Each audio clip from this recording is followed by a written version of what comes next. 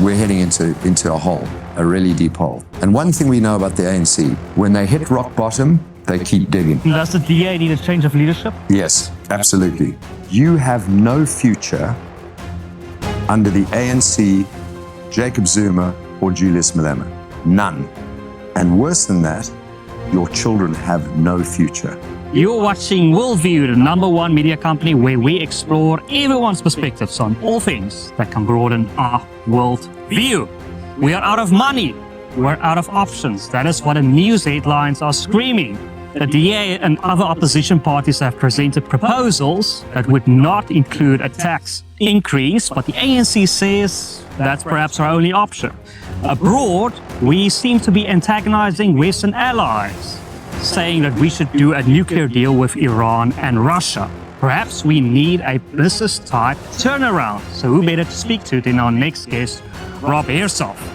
If you don't know who Rob Hersov is and you're South African, you probably have brain AIDS or something. And good luck getting help with that after the US cut off aid to South Africa. But Rob Hersov is a massive business tycoon, very influential in the political sphere. Best opinion to ask for is Rob Hersov. We want to talk about solutions. To get things started, we need to identify the problem. In 1994, we had massive hope. It was the Nelson Mandela moment. The South African flag, the investment country, the hope for the future. Something happened. Something went wrong. What went wrong? What went wrong was the slow burn of implementation of the ANC's original manifesto. And within that original manifesto came out the NDR, the National Democratic Revolution, and RET, Radical Economic Transformation. And that has been implemented on a slow burn, year by year, day by day. And it has come to a point where, as anyone knows who has studied any world history and realized factually socialism doesn't work, we have reached a point where we are bankrupt, the economy is falling apart, and we have become a racist country, an anti-white racist country, thanks to the ANC. The ANC has broken this economy, broken society, and we are now staring into the abyss. It is the failure of what we knew would make this country broken, the ANC dogma, rhetoric, and call it theology. So it's ideology, it's not incompetence. You say it's a national democratic revolution. It is incompetence. It's incompetence mixed with kleptocracy. It's malevolence with absolute stupid people trying to run a sophisticated economy. Simply put. And we've come to the edge now. They've run out of options. Interesting. Do you think the DA with the Government of National Unity has been co-opted in this strategy? So that the Government of National Unity was a miracle. Because if you think about the votes that the ANC plus MK plus EFF got collectively in the 2024 national elections, it was around 65%. 65% of the voting population vote for socialist or fascist left-wing ideology. I think, frankly, they don't know what they're voting for because they're still based on, tribal or populist type voting patterns. If you ask the average person in the street who's likely unemployed, likely on a social grant, likely desperate, and likely realizing they have no future, they're voting simply because they like Jacob Zuma or the ANC brought them liberation in 1994. They have no idea if you tell them socialism doesn't work, capitalism does. They don't even understand the Constitution. And I think that is how basic and desperate this country is. Is demographics a problem? Yes. Elon Musk was asked a question a few weeks ago by a friend of mine in a moment of quiet. He was walking on a golf course with 30, 40 other people following Donald Trump and Gary Player and Rian Barnard, two South Africans who were playing golf. And this guy said, Elon, chat with me a second. Why do you care, or do you care about South Africa? Does South Africa stand a chance? And he thought about it deeply. When he goes quiet and he thinks, he said 3 words: demographics don't lie. How are we going to get those 66% of the voting population to understand what an election is, understand what the Constitution is, understand the ANC are corrupt, incompetent liars and only looking after themselves and their cadres. And they don't care about the country. How do we get them to realize that? Well, we've got another national election in 4.5 years' time, but the economy won't make it till then. So you're saying the roosters are coming home to chicken? Yes. And we're here with the budget, with the withdrawal of the budget, the failure of the budget presentation, which is again going to be re-presented on March the 12th. It's the first time we've seen one of two things. Democracy working, which some people say, this is a good thing. You know, the non-ANC members of the GNU stood up and said, this isn't going to work. We refuse to accept a VAT hike. You've got to confer with us for once instead of being the arrogant ANC of the last 30 years. Democracy is working. On the other hand, it's the ANC falling apart. We went to the budget speech and, well, we know that it cost 5 to 6 million rand for the entire budget speech. We went to the dome and everything, the food preparation. So, I mean, that's going to be delayed and we're going to spend probably another 5 to 6 million rand. Okay, solutions.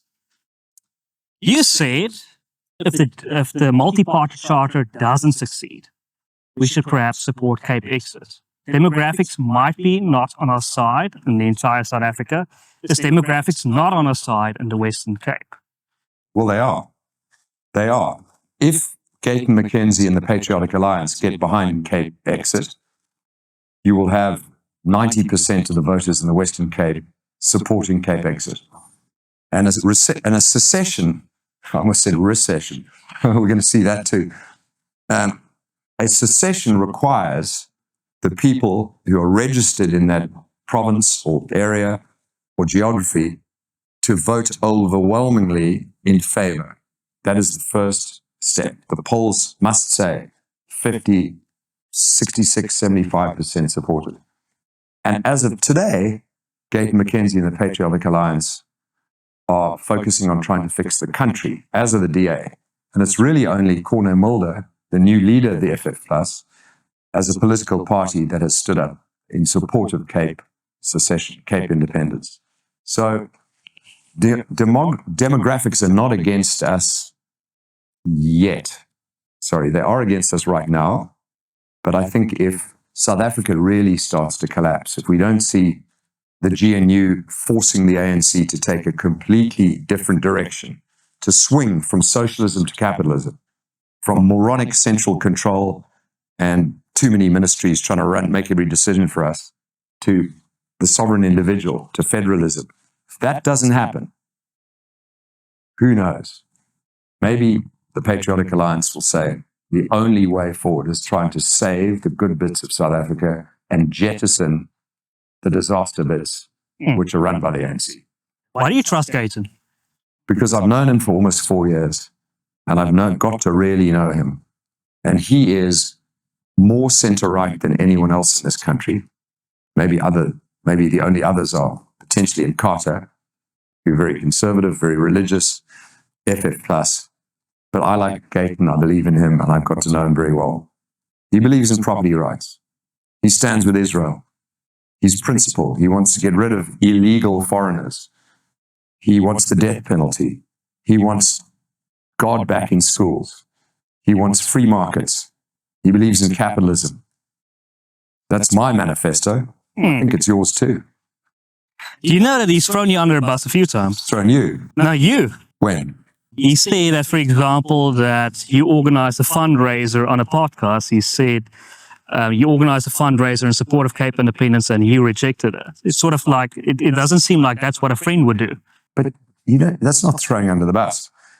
If you take the GNU, the non-ANC part of the GNU, and you ask them for a mission statement, forget the ANC, you ask them for a combined mission statement, okay, which they should have done before they joined the GNU, and then said to the ANC, we want to adopt as many of these 10 manifesto issues, okay? If I went to Gayton and said, well, what are your 10 manifesto issues? I actually know what they are.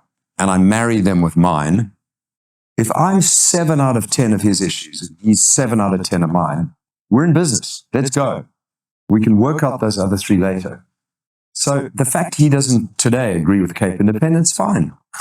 You know, I want the death penalty to be a referendum issue and not an election issue. But when else has he pushed me under the bus? That's not a big one. Yeah, to be fair. He and I disagree on things. That's a healthy partnership, friendship. We disagree on things. The fact I disagree with the ANC on 10 out of 10 and Gayton 3 out of 10, it's pretty good. Yeah. A South African dose, do we need something like that? Dr. Panels? I'm sitting on this side because on this side is Rob's right brain. So I want to take a different approach, okay? You're familiar with left brain, right brain, and all that, okay? So if I were to ask you, using your intuition rather than your logical mind to look into the future, what kind of timeline would you see unfolding as a most likely scenario in your mind? I heard you speak in a previous interview saying, you know, maybe in a year's time, it will be better to do certain things and so on. So in your mind, if you would just, you know, use your intuition into the future, how do you see things laying out on a timeline? I think we need a crisis. Okay. I think we need an internal crisis, which would be the economy actually collapsing, the rand going to 50 to the dollar, Okay. The government being unable to secure any more loans because they go to the IMF and Donald Trump, or America, which has a final veto vote, says no more loans to South Africa.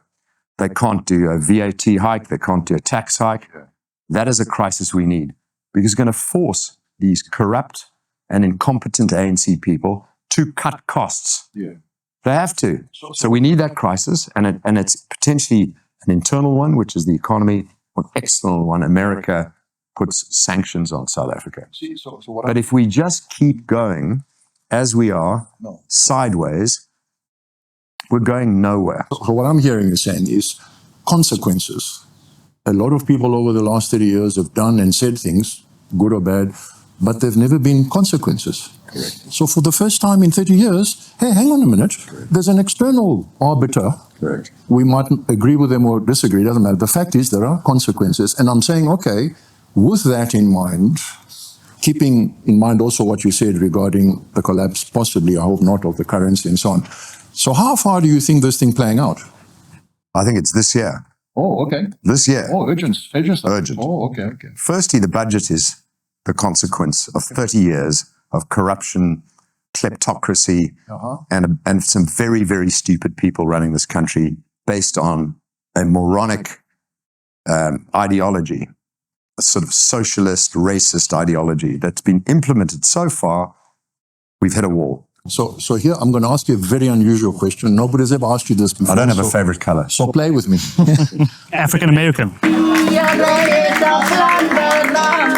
As we come to the Lord today with thanksgiving in our hearts as we anoint this place of living. 6,000 people in this community. Find ourselves here at Knoflokskraal where we needed to determine how do we live off the land. Because what is a man with no land? Is nothing. So we want to rectify that and we want to give rebirth to our culture. Some people like the EFF would almost sound the same. I want to take the land. What would be your response to that? When you take the sand of the earth and you let it flow through your fingers, you will see, but this is brown people. We're not EFF. These are the original, authentic people of Southern Africa. We are working on something deeper. This is a time where God himself wants to restore us as a people. So ons sien vir Knoflokskraal as Canaan, 'n plek van melk en honing. And it's time for us people to rise, our Kweyans and people, and claim our birthright. Knoflokskraal is waar die begin. En hierdie maak ons die deure oop vir ons mense daar buite. When you do enter our gates, you are entering cultural ground, and you will deal with the cultural rules. Will we rise again? Die dwelms, die guns, die gangsterism, ons weet wat daar gaan. Maar ons gaan dit nie toelaat nie. Ek dink dat die begin toe lyk dit so onmoontlik. Dis ons dag en ons het dit gemaak. Ten spite van die verdrukking. Very good example of how we can actually come together as a people and make something work.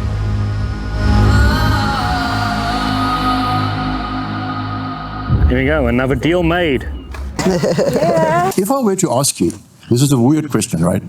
what do you know about cats? You know the animal? Just whatever comes to mind, just spit it out. Well, I can give you a poem on Okay, bats. wait. What color was the cat you just saw in your mind? It was white. Right. Just take a moment and say, hang on a It minute. had green eyes. Were you aware that you were looking at a cat in your mind before I asked you to look what the color was? I can't rewind that far. Unlikely. Now, everything you were going to say would be commentary on that video that was playing in your subconscious mind, right? Because you have this video and it's playing and so on. Now, let's keep this in mind when we think of the South African public. When you use a word like kleptocracy, for example, some people don't even know what it is. In their mind, they get nothing. Stealing. No, I know, it's a Greek word. But the thing is, therefore, keeping in mind the type of communication that would hit the spot with the majority of South Africans, we know pain will do it.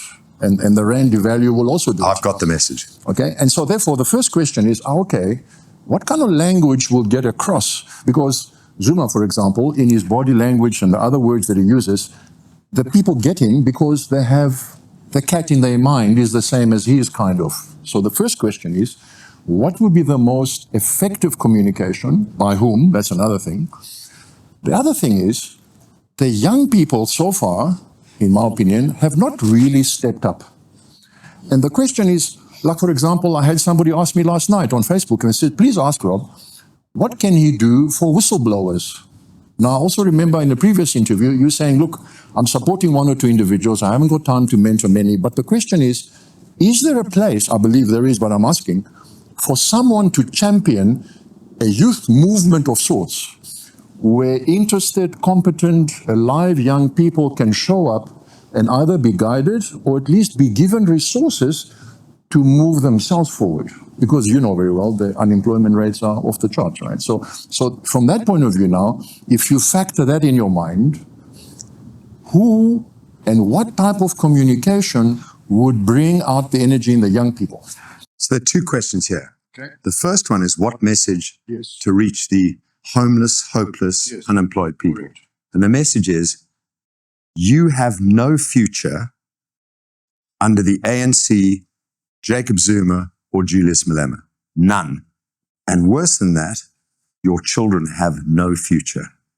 They will never get a job, and they will be desperate, homeless, and unemployed for all their lives if you continue supporting the ANC, Jacob Zuma, and Julius Malema.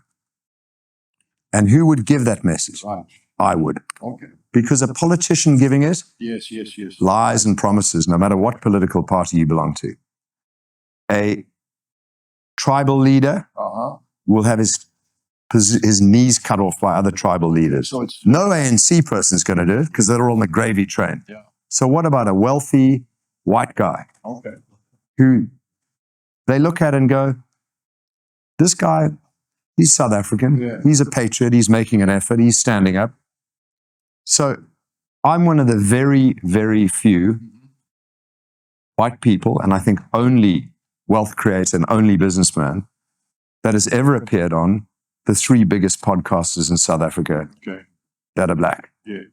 Penwell, Yeah. Mac G, Yeah. Sizwe, and Pofu Walsh. I'm the only one. Okay. And my viewership numbers have been record numbers for all three. Okay. And it's mostly young people. And it's mostly young people. And admittedly, it's not just black people. It's coloreds, Indians, white people, but it's a majority of black people. And you should look at the comments. Okay. Firstly, the viewerships of all three are record highs. I think only Gayton's beaten me in the Sizwe and Pofu Walsh one. So it's almost 1 million with McGee. Wow. It's 450,000 with Sizwe. And it's 200,000 with Penwell. Okay.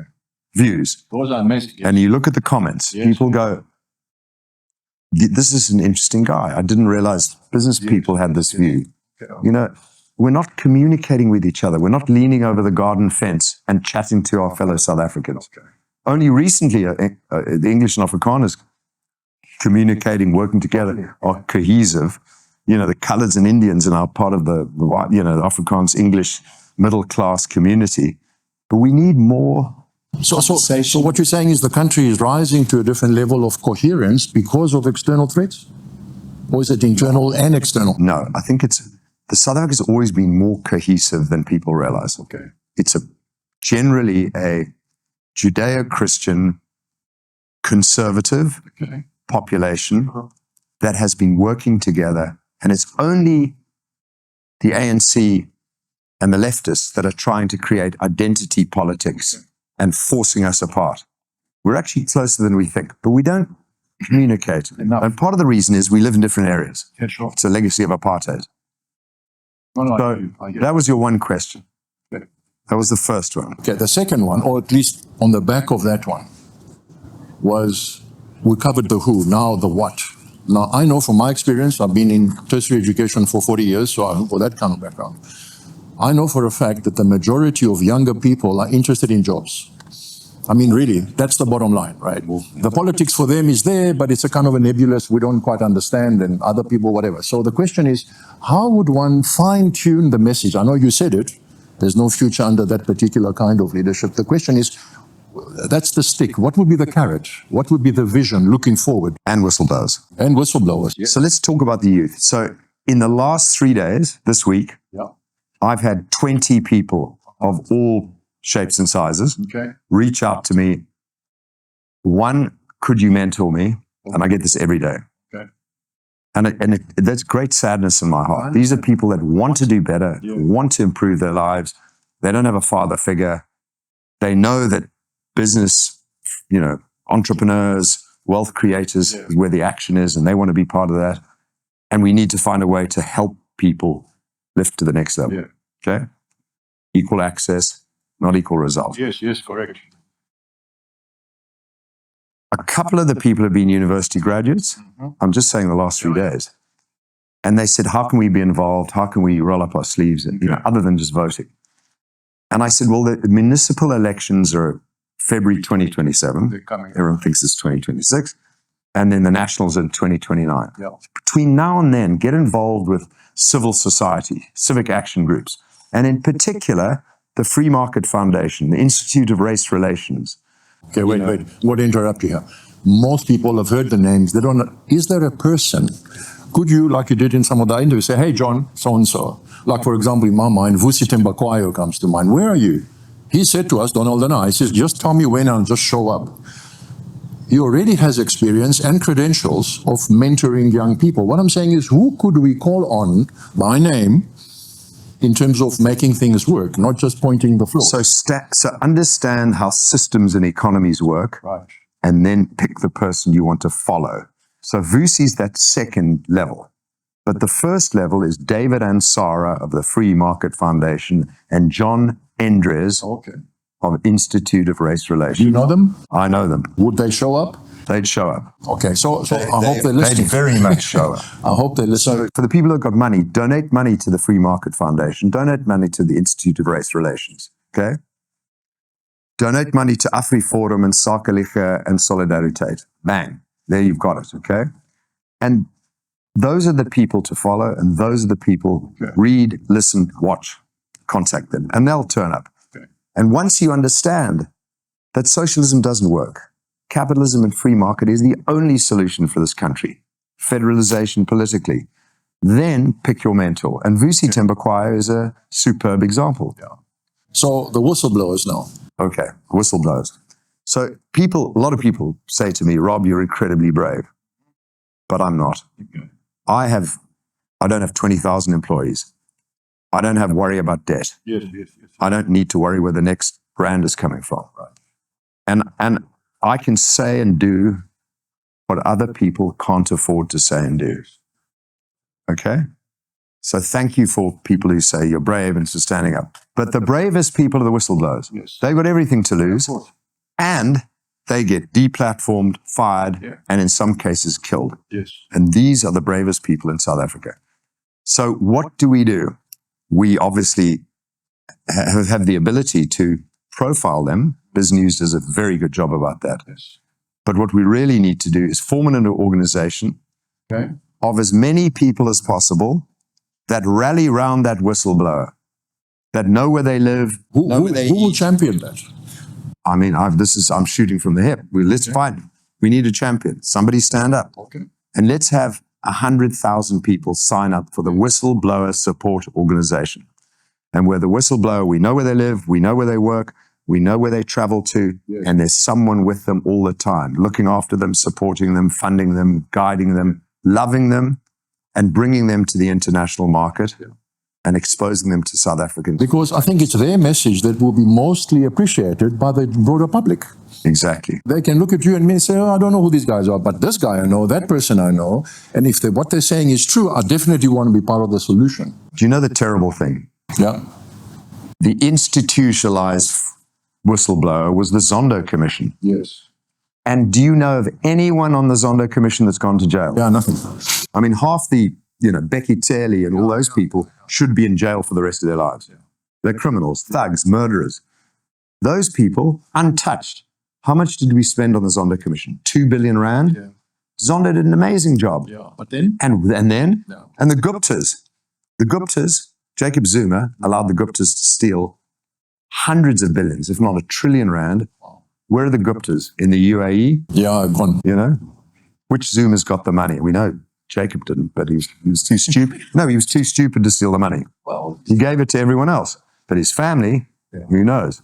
So, if a whistleblower knows nothing's going to happen, okay. It's almost impossible. You have to be a very principled person to It's a debilitating condition. Do you know that only 5% of murders even get to to court. Get to court. And who knows, 1% get convicted? There's an incentive to murder. Unreported crime is... There's an incentive to steal. Crime is an industry in this country. We've spoken to a few whistleblowers on Worldview. They regret, some of them regret every whistleblowing because what happened because of it, and now they're actually setting the wrong example. According to them, that your life is going to be in danger for what? And the criminals don't get brought to justice because the ANC is a criminal organization. So technically this is an open invitation to a group or I've seen individuals stand up, and I forget the gentleman's name. He's been legally attacking and taking down all kinds of criminals. And perhaps I don't remember your name, sir. Maybe he'd. There's so many of them. So now I want to go a little bit further into the future, right? This game we played with the cat. I want to just make a comment and see what you think about it. You see, AI, it works on zeros and ones. Millions, quadrillions of information, collated, processed, and then it spits out English words. It doesn't really know what it's saying, but somehow the algorithms give it the opportunity to comment on something. Okay. Humans, on the other hand, have no access to zeros and ones, but the humans have the world of the cat. I hope you realize that you've just seen, literally, a parallel universe. I hope this is clear, because here we're talking, this is the universe. No, the world of the cat is where your life and mine and his and everybody is actually happening, because it's that dimension that informs your opinions about this dimension. You should be talking to my brother. My brother's very much a believer in our ability to communicate without speaking. He fundamentally believes in the UAP world and plasma and the connectivity of people at a whole different level. Well, I'd love you to meet him. He's fast. He's very smart. He's smarter than me. He's a deep thinker, and he's really somebody you should talk about this. I mean, I'm at the very basic level. I see the white cat, and at the moment it's doing this dance. I don't know why. But my brother would understand why I'm seeing that. The potential of the young people is not on the surface. On the surface, they have no assets, they've got nothing. Internally, however, their world is waiting to explode. And nobody is addressing that parallel universe. And again, through you, an invitation to the public, I hope your brother takes up the offer. James Hersov, get on the show. We're talking. Because I believe in the absence of that, the alternative is the youth will be completely devastated by the offerings of AI. If you haven't seen the cat in your mind, your only reality is your screen. If I don't have an inner world, the only world I know is this. And I'm captive because that AI algorithm will know how often you charge your phone, what time you sleep, where do you go, what do you do. It knows you backwards. Therefore, and of course, if you got Siri onto your phone, it's actually listening to you now. It's like, what? And so I'm saying that's another invitation regarding the promotion of the welfare of the youth by self-empowerment, not someone doing it for them. And for them to do that, hey, let me look inside my head. What is movies? Okay, good. There where the vision comes, and also emergent surprises. We just don't know what can come out. So this is the other invitation. Beauty about libertarianism is unlike the opposite, which is communism, fascism, central control. Other people know what's best for me. Exactly. A libertarian believes in small government and the power of the sovereign individual. And there was a book called The Sovereign Individual, which was one of the 10 books that made a great impact on my life. So in other words, let us, at a bottom-up, let's call it awakening, rather than from the top, people always waiting for a leader, waiting for someone to tell them, no, hang on. So to put it all together, right, we've identified the problem in broad terms. We've identified individuals. You've identified some. You've invited others. So there's a whole lot of possibilities here. Any short-term steps, any low-hanging fruit, something that can be done by government? By anybody. Because look, government, let's not worry about government, right? Well, we do. Well, no, but what I'm saying is... Because they're injuring everyone in the economy. And we can blame them, but they're not going to act, and let's assume that they won't. The question is, who can do what as things stand? The key is to stand up and tell the truth, to have the courage. So whistleblowers do it with great detriment to them. People like you are doing it, and I'm doing it. And we've taken hits, financial, emotional, family, and whatever. But the broader population needs to do the same.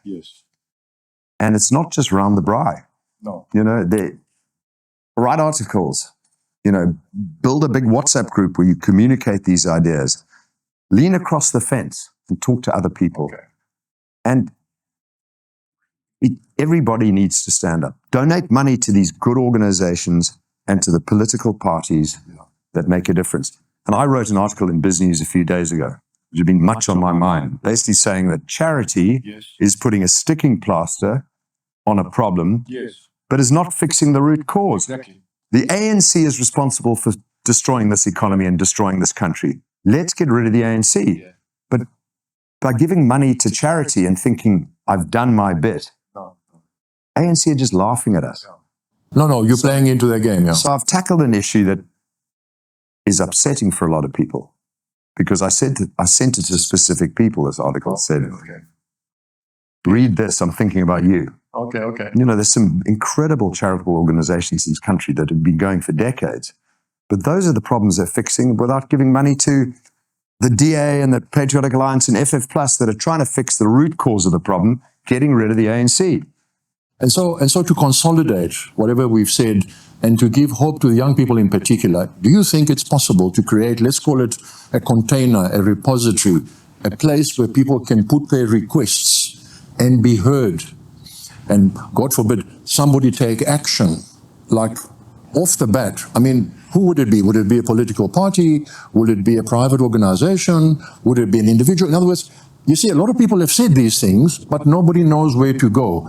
Where do I go if I have a crisis as a whistleblower? Where do I go to get help? Can we think about this? Maybe a solution now, or at least a suggestion. What would you say? Well, we've got very powerful computers and AI. So I'm just freewheeling now. But maybe we set up a recipient website, portal, that people can send their written ideas to. Okay. The engine there collates these ideas. They're going to be ideas that are all much the same. There will be They're going to be ridiculous ones. They're going to be controversial ones. They're going to be creative genius ones. And if this engine, because nobody's going to be there reading and trying to sift through what works and what doesn't, that editor needs to be this AI engine. Digitized, And then it funnels these ideas into categories and then prioritizes them in many ways. One, by how many people are suggesting a similar idea. Prioritized by most creative, most practical, most implementable. And then we all look and say, would the IRR or anybody such? They may well be. Surveys all the time, right? Well, the best polling organization is the Strategic Research Foundation of Franz Cronje and Gabriel Macon. They are by far the best. Okay. Yeah, they're most sensible and practical, and maybe they could expand their ambit to doing something like this. Create a branch, as it were, to focus, because to focus... Maybe those ideas are then reviewed by Free Market Foundation and Institute of Race Relations, two excellent organizations, and those then become the position papers for the DAPA and the people that actually care about the country and want to do something good about it. I think this is the only way that young people will feel Empowered. listened to and empowered. Well, maybe the young people should run this. Well, maybe. So anyway... So Nicholas Niati, Nick Ziller, Jabu and Kube. Come on, guys. You're the assistant. Nick Augustatus, Ben Anderson. These are the young people that are going to make the difference in this country. So we need a container of new ideas, not just requests for money. It's looking for solutions, not complaints. And there must be creative solutions. And this wouldn't take a lot of money. Oh, nothing. Agreed. Yeah. Okay, good idea. Okay, thank you. Pushed us on this one. Does the DA need a change of leadership? Yes, absolutely. Hola, welcome to my life. If you're looking for a party, stop on by. Fiesta, Westa, and repeat. Yeah, it's getting caliente, feel the heat. Don't stop the beat. Turn down for what, this is all you need. Yeah, I love it when I see them looking at me, cause I'm putting on a show for the world to see. So, let's go. Hit the dance floor. Baile, baile.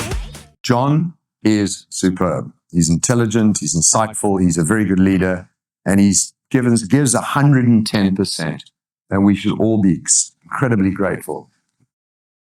But DA needs a new leader.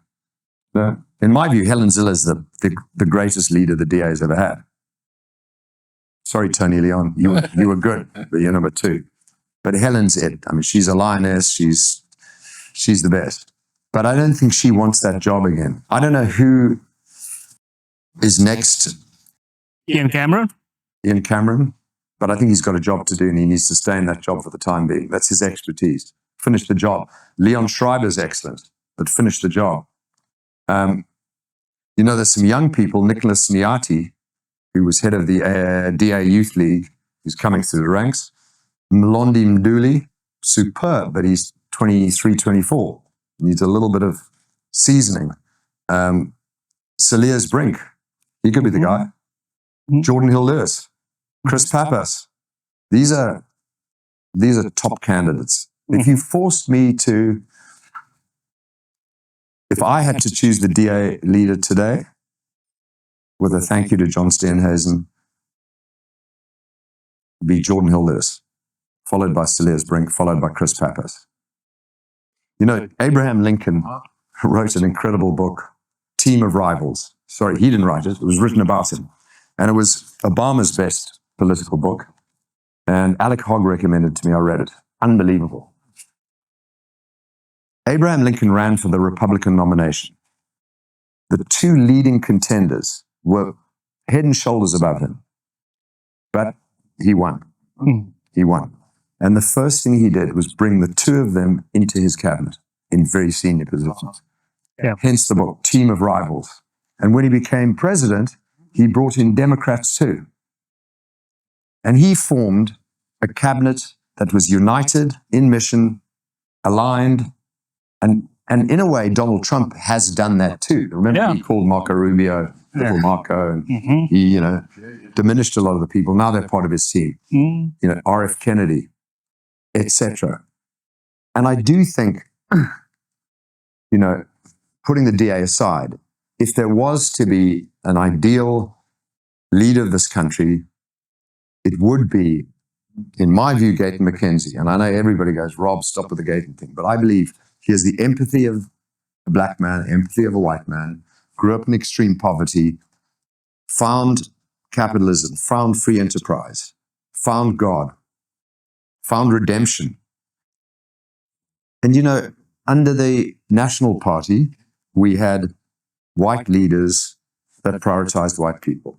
And the ANC, we had black leaders that prioritized ANC criminals and cadres and not the country. Isn't it time we had a colored leader? Yeah. Also, he has credentials. He's made things happen. for himself or whoever. What I mean is, and more than that, and more than that, I asked him one day, you know, the DA has John Steenhuisen and an excellent bench. Look at the shadow minister of, you know, Andrew Whitfield, Leon Schreiber, Dion George, Dean McPherson. You know, these are great people. DA's got a very strong bench. Who's your bench? Who's your potential Minister of Finance, Minister of Foreign Affairs? And he said, if I ever get elected to be president, I will bring in the best people from all of South Africa and from all the political parties. I want the best person in the ranks. And isn't that the right answer? Mm-hmm. Yeah, definitely. Say that again. Gayton McKenzie. Meritocracy. Yeah. Meritocracy. Gayton said, I don't have those people necessarily in the Patriotic Alliance, and I'm not going to advertise that I have these people. If I'm ever president of this country, leading this country, I will hire the best people into the positions available. And I don't care what shapes, sizes, and colors they are, or what political party. Or are they sensitive? Like Leon Schreiber, for example. Sorry for throwing you under the bus. I didn't say that. The other thing he said, I said, when I was getting to know him and see the Patriotic Alliance and understand their manifesto, I said, I'd like to send the PA some money, but there's nothing on the website that allows me to. Yeah, that's true. I wanted to contact them, but the website is broken or something. And he said, I don't want your money. I don't want money from anyone who then feels they have the right to call me, question what I'm doing, or ask me to do anything. Paul Mashatile has taken money from everybody, probably kept a lot of himself, certainly handed it off to the cadres.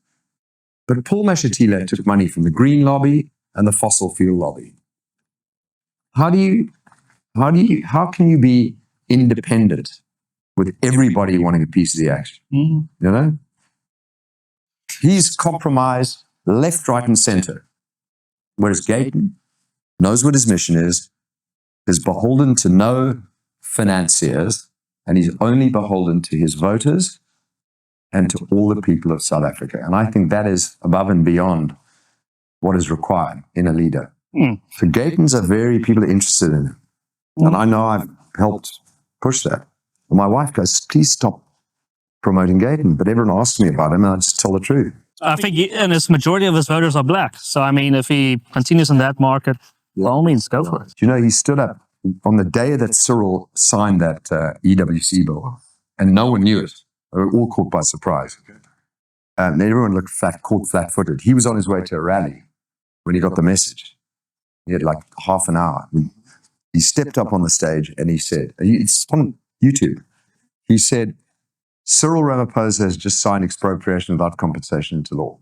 He said, all of you in this stadium, and me included, would love expropriation without compensation.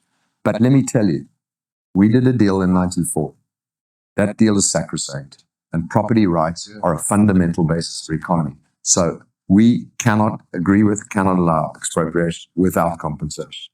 And anyway, we want to chase away foreign investment. That'll do it. Mm-hmm. So isn't that amazing? He said, all of you would like it. I would too, but it'll destroy the economy.